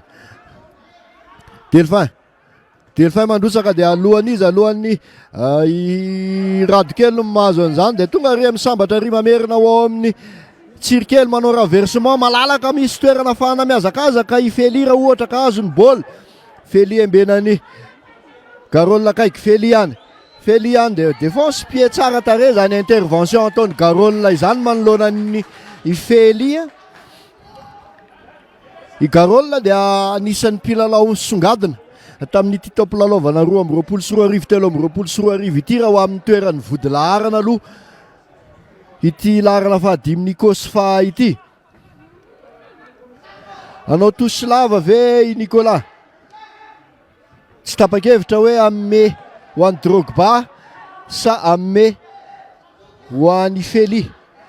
Miova ny mpanipony tosy Radokely izay nisan'ny mavita tosy lavitra no inona ny zava-mitranga eo amin'ny sambatra sy fisy. Samy nahazo karatra mavo izy miralahy, karatra mavo ray ho an'ny fisy, karatra mavo ray ho an'ny sambatra. Ao anatin'izao minitra fa 7 izao. Fa 7 marinarina kokoa e.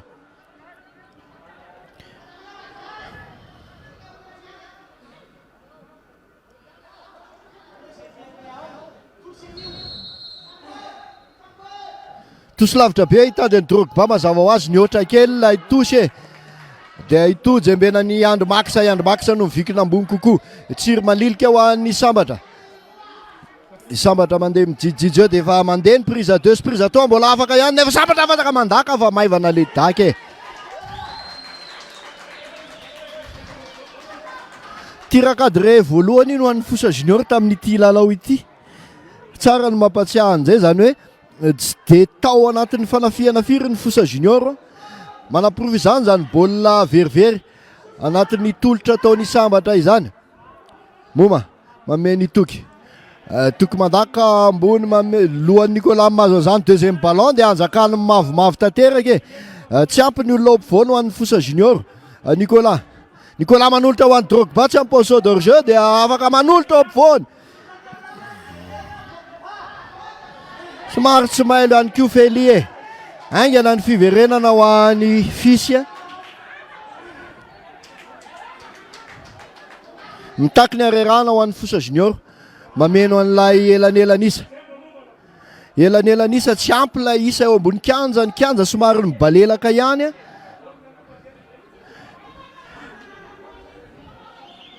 Sambatra dia inona fanasalana inona ny zavanizy. Inona ny kirurika tsy mazava aloha amiko manokana ny kirurika antsofony mpitsara tsy manangana ny mpitsara mpanampy nitsoka kirurika 10 metatra sy 50 ve ilay ntsofony 10 metatra sy 50 ilay ntsofona raha ny fahitana azy a.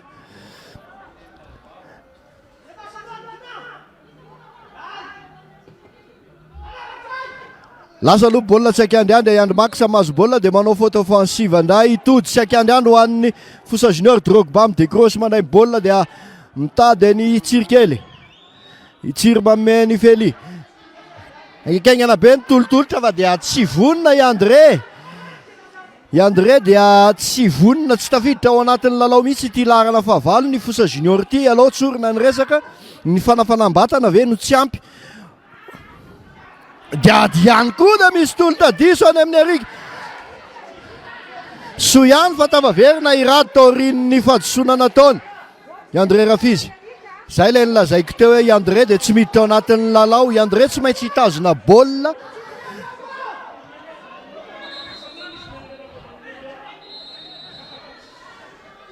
mitsirara anday Garol raha ny fahitana azy. Garol no mitsirara io a.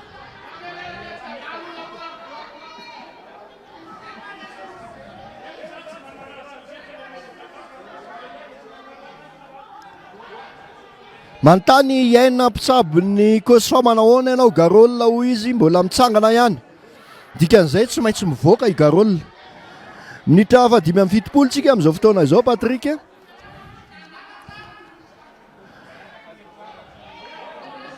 Betsaka ihany ny azakazaka nataony ity larana 5 ny COSFA ity nitaky amin'izay zay azakazaka izay a. Natany aloha natany arina mbola tsy tafavoaka tsara i Garol dia efa lalao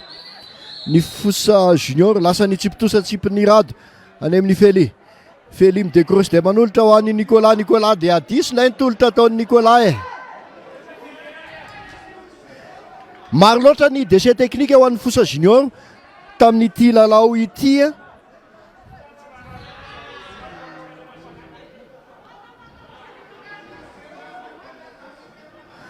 adina ihany koa dia miezaka mandany ny fotoana satria manana tombony amin'ity lalao ity. Lasa nidaka ny dina mitady aty aloha aty mitady ny toky dia tsy narainy baolina i Radokely. Drogba miezaka mitazo baolina dia zay vao manolotra aty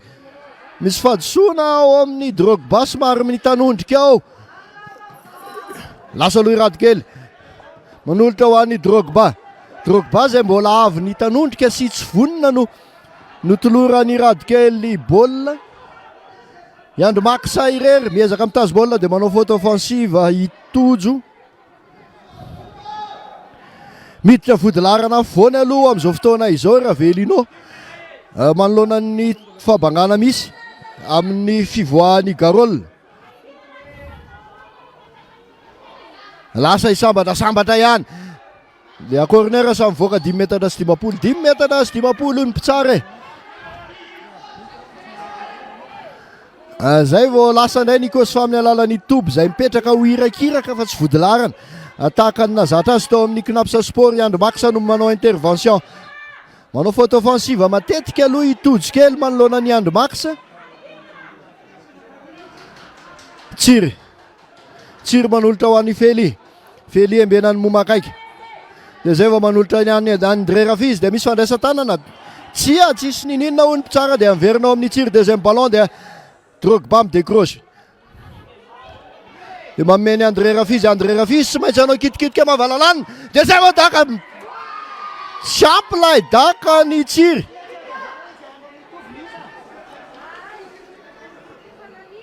Ao anatin'ny fotoana andakany mihitsy no déséquilibré itsiry ka tsy nahatonga an'ilay daka ho tonga tsara. Mbola miezaka mametraka ihany aloha FOSA Junior amin'izao fotoana izao Patrick. Mbola misy ny fotoana 12 minitra zahon'ny FOSA manenjika 12 minitra ihany koa zahon'ny zareo COSFA mitazona anelanelan'isana manampy ihany koa ny baolina efa tafiditrany aty amin'ny Fely ho an'ny zareo FOSA zao baolina Fely rahany momakaiky dia akaiky eo afaka ihany tsy nahazo fahadisoana nazy fahatsonina ry zareo fosa teo anatrehany fils apetraky inga Eric mpitsara-panampy voalohany ny rindrina sy ny fametrahana n'ilay baolina eo amin'ny faritra sy n'ilay fahatsonina teo. Aty anareo ry rindrina ho ingay sitraka radokely no andaka zany baolina zany lasa andakany radokely ao loha inona lohany andrikely anahoana corner nisy fanoerana kely any nataony lohany Garol sa iza iny arantsambikina tamin'ny radokely teo iny iandrikely teo iny misy fanoloana pilalato miditra ny larana fa 12 riva ho andry zareo COSFA miala kosa amin'ny larana fa 20 itoky asan'ny corner radokely any mamakany corner de tanany dinazy somary voadonany iandrikely any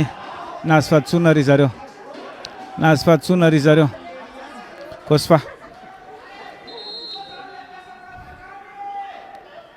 somary voadona kely dinatý ary de tonga ndray ny mpitsabo tonga ny mpitsabo miakatra ny mpitsabo zareo COSFA arety de misy zatra somary mampimena satria takandry zareo fosa ao anatin'ny aratondro zareo COSFA le baolina dia manisa ry zareo zao izay baolina maty izay efa miverina ihany koa reto ny mpiandry toerana ho an'ny zareo COSFA asa hoe tapitra ve sa manahoana zany rosy kely efa elany tsy nahitany any rosy fa dia indray rosy sy larana fa 7-20 zay hita eto ny mpiandry tsatokazy moa namana zakenao dia tsy maintsy tsabonina aloha eo ambony kianjo eo ary dia mikanty an'ilay atao hoe fotoana very fotsiny no azon'ny mpitsara atao fa rehefa tena hoe tsy havita intsony ihany kosa izy an'ilay lalao dia tsy maintsy soloina izany efa tafatsangana idina andaka ilay fahatsonina azony teo lasa nitaka be ny dina ty aloha ty lohany andrikely namoaka izany otosy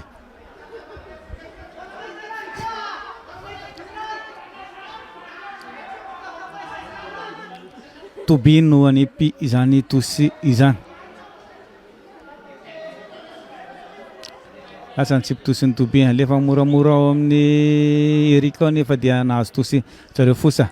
iandrikely indray atao amin'ny Nicolas andefa ao amin'ny tsirikely dia sy ny tolotra nataony tsirikely dia andry zareo COSFA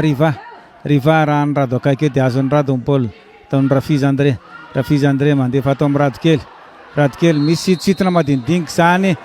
tokony azo karatra mavo aloha izany satria dia efa tafahala lasa aloha fa dia iny tokoa fa dia niseho ny karatra mavo seho ny karatra mavo ho an'ny riva zay le niteneniko te fa afaka le olona ny stomma rehefa tena nitsokany moa zany ny mpitsara dia tsy maintsy miverina amin'ilay atao hoe karatra mavo minitra fa 2-20 iny karatra mavo azony riva iny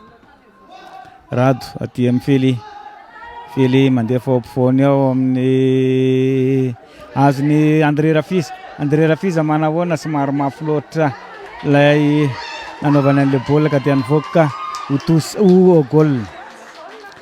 tsara ilay protection de balle nataony Garol teo anatrehany André Rafiz mikonty ihany koa ny alebiazana teo amin'izy mirala ireo any aloha ihany izy dinay lasa nidaka ny dina aty aloha be aty tobisa iandrikely ary dia navelona ny andrikely ivoaka ho tosy ho andry zareo ihany zany baolina zany tsy pitosy indray ho an'ny andrikely lohany Ravelino dia aty amin'ny tojo nefa tratra be any Andry Max nazo an'izany dia mbola tosy ao any andry zareo miaramila izany baolina izany Ravelino dia eo amin'ny Toby mitazotazona baolina dia eo amin'ny Ravelino mandaka be aty aloha aty ato amin'ny fisy somary mora ihany zany daka amin'ny fisy zany dia moramora tamin'ny andro kely Radikely Syry Fabrice mahazo an'izany Fely mijerijery ny namany eo mandefa aty aloha aty mitady ny Drogba nefa Delphin mahazo an'izany dia ao amin'ny Delphin ihany Delphin mijerijery eo dia ao amin'ny Eric mamerina tanteraka mihitsy aty amin'ny Garol dia aloha averina ho izy aty amintsika ny tombonisa tsika koa mbola milalao betsaka aloha averina mihitsy Eric Garol mandefa any aloha be any tsisy mavomavo any aloha ihany mbola tsy mivoaka amin'ny baolina manahoana maika loatra ilay zandrikely manao ramasseur de balle eto napiditra izany baolina izany Radikely andefa ny stade André Drogba aty nefa dia lobe any safidy mahazo an'izany ao amin'ny Rafiza André Rafiza dia ao amin'ny Fely manahoana nisy faminganana nataony fils Radikely no andaka izany baolina izany taka ny Radikely aloha ao amin'izy ao amin'ny Andrikely taka ny tsiry ary aloha ary nefa dia any ambony be any tsy valamby ambenany dina izany daka izany efa karazany efa milalao an'ilay tombonisa azony zareo COSFA zany amin'izao ora sy minitra irasantsika izao ary ty mpiantsatokazo ty dia anisany mahay an'izay fandanim-potoana izay mihitsy ato amin'ny zareo COSFA ato ndao izy dinany alohan'ny Radikely ao amin'ny Nicolas nefa dia lohany fils mahazo an'izany somary ambony ihany zany tongotry ndry Adelphin zany koa mbola izy dia Radikely nefa tisy tolo fa dia ao moma nanao fahadisoana isitraka tsiry teo anatrehany fils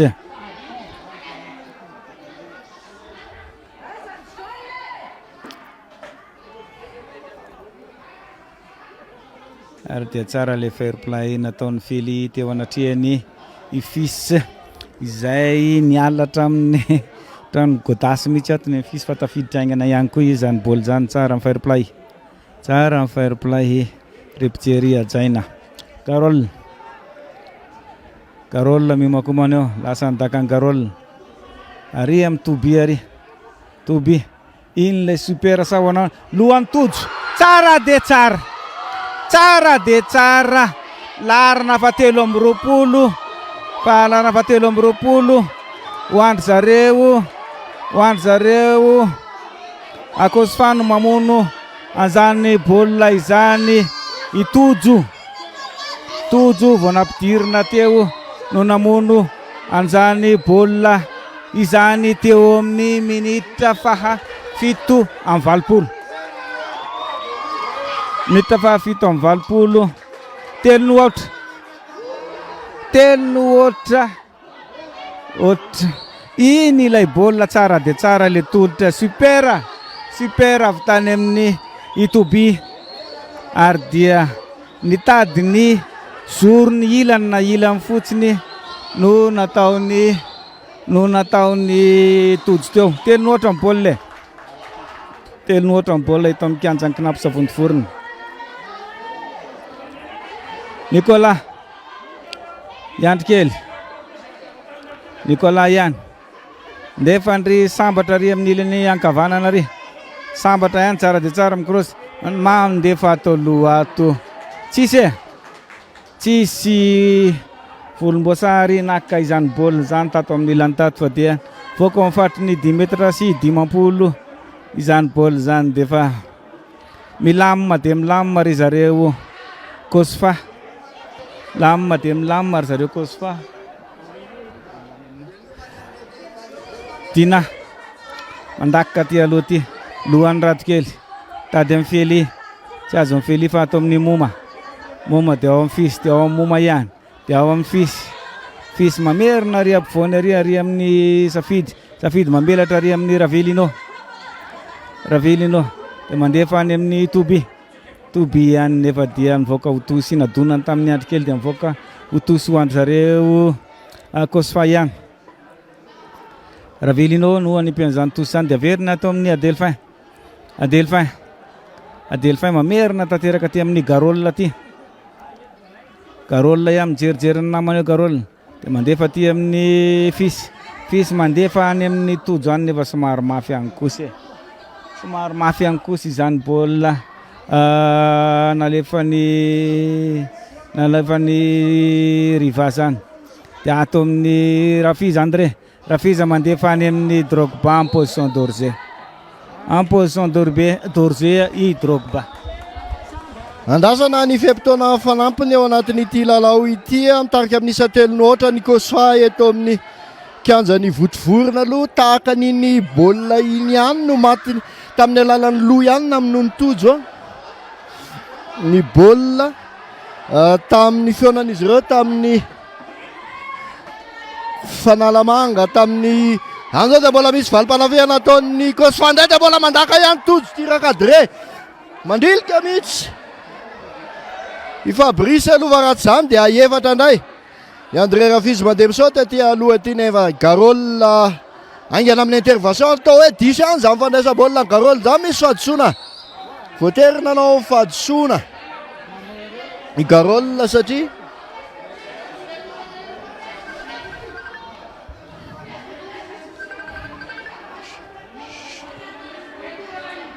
andasana ny fiavarany ity lalao ity ny pianohana ny rotota moa ato dia mafimafy ihany ny vava ifanaovana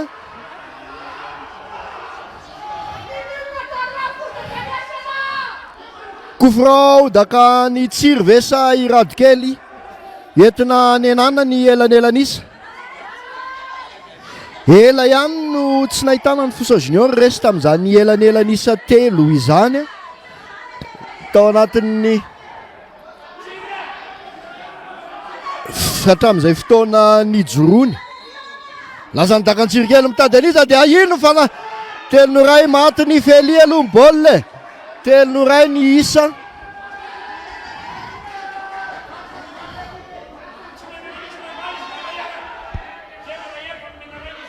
minitra faraiky amin'ny 90 baolina maty ny Feli nanenan'ny FOSA junior ny elanelanisa sarotsarotra ny anenjika an'ilay roa fanampiny ho an'ny FOSA junior tara loatra ilay fanenana ny elanelanisa ho an'ny FOSA fa manana tombony roa be zao ny COSFA mialohan'ny efaran'ity lalao ity tsy maintsy ampiasa ny afetsetsena isan-karazany hoentina ikikisana sy andanina ny fotoana zany zao dia manao fahadisoana indray andrikely manoloana ny Toby izay tompony ny elatra kavanana raha eto amin'ity kianjany knapsa ity na dia efa vokivoki-taona ary ty larana fafitony COSFA ity dia mbola mampiseho hoe misy zavatra tavela ao anatin'ny avokavony ao anatin'izay azakazaka ataony izay kofra ho an'ny COSFA lasa nytolotry dia mbola tsy mifanaraka ihany koa i Andro Max sy Fabrice zany hoe mikorotana tanteraka ny fiarovan-tena ho an'ny FOSA junior baolina efa eo am-pelantanan'ny Fabrice no dominy i Andro Max adisindray fandraisam-baolina ho an'ny sambatra tsy mety ny atao rehetra ho an'ny FOSA junior tamin'ity lalao ity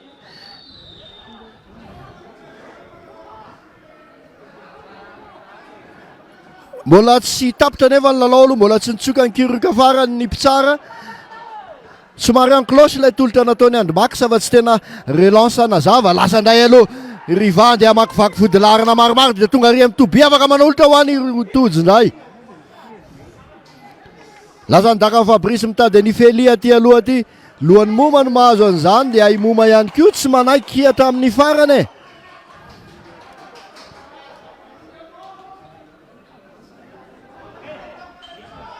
na dia efa atao hoe amin'ny efatrora sasany latsaka 5 ary dia mbola mipoaka ny masoandro eto amin'ny kianjany votovorona corner fahadimy ho an'ny FOSA junior corner faraparana ny anana ny elanelanisa aloha ho an'ity ekipany Boeny ity izay resy amin'ny isa telo noray amin'izao fotoana izao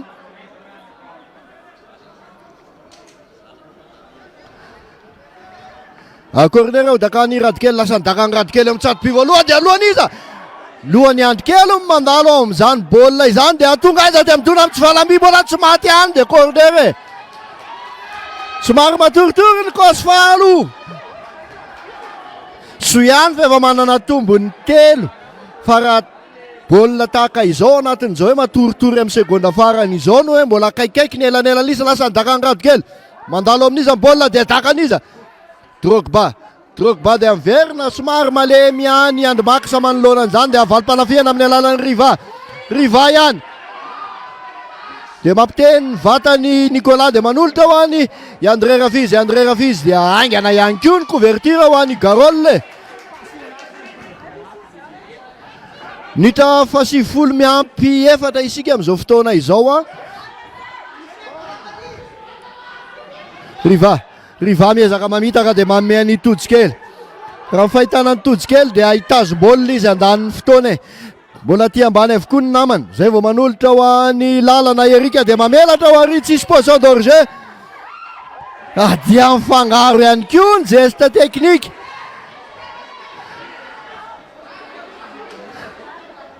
ho any fisy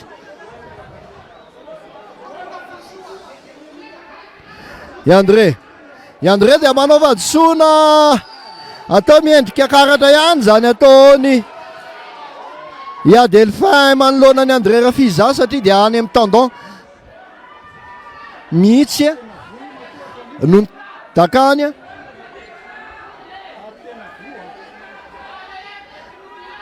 mbola tsy nilavolefina amin'ny FOSA junior aloha na dia efa hita betsaka ary ny elanelany André Rafizy andeha hanao rambo kely mivatana mbola afaka ny décale tao amin'ny fely saingy ny safidy tapitra ny lalao nivoaka mpandresy tamin'isa telo no ray ny COSFA manoloana ny FOSA junior FC ny ekipa ny sport 261 dia ny safidy any fisy laharana faharoa any COSFA ho mpilalao mendrika tamin'ity lalao ity manome fotoana antsika amin'ny manaraka indray veloma tompoko